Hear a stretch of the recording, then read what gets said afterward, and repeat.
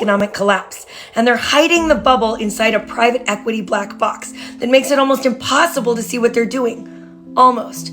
This time, they're not going to collapse the banks and make it too big to fail. They're going to bankrupt the entire American pension system. I'm almost too afraid to make this video, but it has to be done, so let's get into it. In 2008, investors and bankers were able to crash the world's economy by engaging in risky, unethical bets and investments, and they did it right out in the open. They've learned, and this time they're doing it again. Bigger investments, bigger risks, same playbook, but they're doing it behind the smokescreen of private equity in bigger numbers. They're creating a bigger bubble than before, and it's not somewhere down the road. It's here, and it's about to pop. You see, for the last month, I've been trying to figure out why these companies that private equity had acquired were failing even though they were still succeeding. JOANN's 97% of their stores are still profitable, and yet they're still bankrupt. But they weren't bankrupt a year ago, and they still had the debt that private equity had stacked on them a year ago. So I wanted to know what changed. The same thing with Hooters. The same thing with... Now in 2024, private equity bankrupted 110 businesses. And that was almost double their previous record. There had been huge increases in the amount of bankruptcies each year over the past 3 years. But I didn't know what had changed because private equity had held many of these businesses for several years and they were still succeeding. Until I got my hands on an economic report and an article and found a term that nobody could explain to me. The term was back floating rate loans. I didn't know what that meant, and no article would explain it to me. So I had to go and do research in the financial prospectuses of a bunch of financial investment firms. Guys, in the last few years, private equity has taken out $3.8 trillion in adjustable rate loans. These are adjustable rate loans. These private equity firms took out adjustable rate loans. And so for the last 3 years, as our interest rates have gone up, every 30 to 60 days, the money due on the loans they stacked on top of these companies has gone up every 30 to 60 days. That's why these successful companies that private equity had acquired are suddenly bankrupt, even though they're still making money. They're bankrupt because they're paying adjustable rate loans. But it doesn't stop there. It gets so much worse because my next question is, why are the banks willing to give these risky loans to these private equity firms knowing it's going to cause them to fail?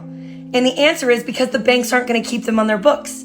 The banks are immediately repackaging these adjustable rate loans as something called CLOs, right? Which are then packaged and sold off to our pension funds as really great debt. And they tell them that it's a diversified portfolio. Are you hearing The Big Short in real time? Literally, all of these companies are getting bankrupted in greater and greater numbers. And all of this debt is adjustable rate. And all of the bankruptcies are skyrocketing in this direction. And now, if you look at this graph, you can see that aside from 2020, which is obviously an anomaly, right now, private equity, that's the yellow section, has double the highest number of bankruptcies they'd ever had prior to last year. And that number is climbing this year, $3.8 trillion. $3.8 trillion in this debt, okay? I want you to look back to 2008. Do you want to know how many risky adjustable rate mortgages there were? $1.1 trillion. Do you want to know how many subprime but not quite as bad loans there were? $1.3 trillion. That was just in housing. In the $3.8 trillion held by private equity, they own the largest shares of the home ownership market in the United States, but they also own the daycares. They own the veterinary clinics. They own the pet stores. They own the nursing homes. They own the emergency rooms. They own the doctor's offices, the orthodontists. They own the builders. They own the HVAC companies. This isn't just housing. It's going to touch every single industry around us. And that is why, if this were a free market and private equity had not exploitatively gotten involved, if we had a free market and we could see what they were doing, these companies would be succeeding. If this were actually a free market, these companies would be succeeding. JOANN's has 97% of their stores profitable. That is an astronomical number. 97% of a retail store is profitable. And they are failing, and they are closing every store, and it is further consolidating an already consolidated environment. And now there are thousands and thousands of employees that will not have jobs, and there are thousands of other businesses that are going through the exact same thing right now. And why? Because they know we will never allow the banks to be bailed out again. We would literally riot in the streets. But we're definitely going to allow them to bail out the pensions because that's our grandparents. That's our parents. That's the working class.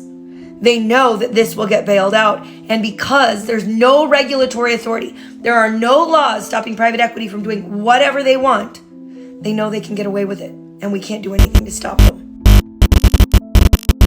Done by blatant, intentional greed. The private equity firms wanted the cheapest debt they could get, and they believed arrogantly that the debt would stay cheap forever. They had 0% interest rate loans for ages. And so they took on these adjustable rate notes thinking they could keep refinancing forever out of it. It was arrogant. But it also meant that they got to collect bigger fees because they were taking risky debt that cost less. The bankers were happy to give them because they got higher fees on offering bad debt.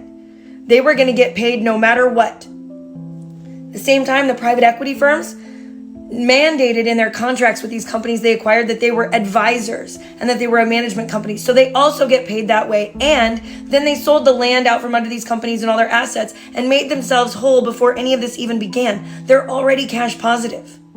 The banks knew they wouldn't be held accountable because they were going to bundle it up and pass it off to the pensions. And even the pensions were reckless because they're buying these mechanisms because when you purchase into private equity, when you purchase private equity debt as a pension, you get to put on your books, especially if you have an underfunded pension, the projected gains for 10 years, which means for 10 years, it looks like that pension is more shored up than it is. And at the end of that 10 years, when it's time for that fund to close out, suddenly then all of the bad debt comes crashing down on the pension. But at that point, there's a new leader on the pension fund and they've kicked the can down the road. So even they were reckless. But at the bottom of all of this is the bankrupting of the fabric of our society. We are losing our businesses. We are losing our doctors. We are losing our orthodontists. We are losing our nursing homes. We are losing our funeral homes. And one by one, they're going to fall under the weight of this really horrible adjustable rate debt. And nobody is talking about it. I could only find 2 articles in very obscure financial magazines that even talk about these back floating rate loans. I have never been more terrified. And I talk about private equity a lot. I have a lot to say. But right now, all I want to do is get someone to pay attention that can make a difference in this because we have a problem. We're not without any hope at all. Right now, private equity is only allowed to be this exploitative because they exist under something called the carried interest loophole, something that multiple Congresses have tried to close, but private equity continues to bribe politicians to fail to actually achieve. Trump, 3 weeks ago, said he wanted to close the carried interest loophole. I thought he was doing it as a fundraising maneuver. But he's doubled down on it repeatedly. If we can make enough noise about this, maybe we can get him to actually see it through and end private equity's stranglehold on our population. There's so much more that we have to go through, so this is going to be a multi-part series. But if you're new here, my name is Tiffany. We work together to fight private equity and save small businesses in our community, and it's going to take every single one of us to do so. So do all the things and stick around. I'm so glad you're here.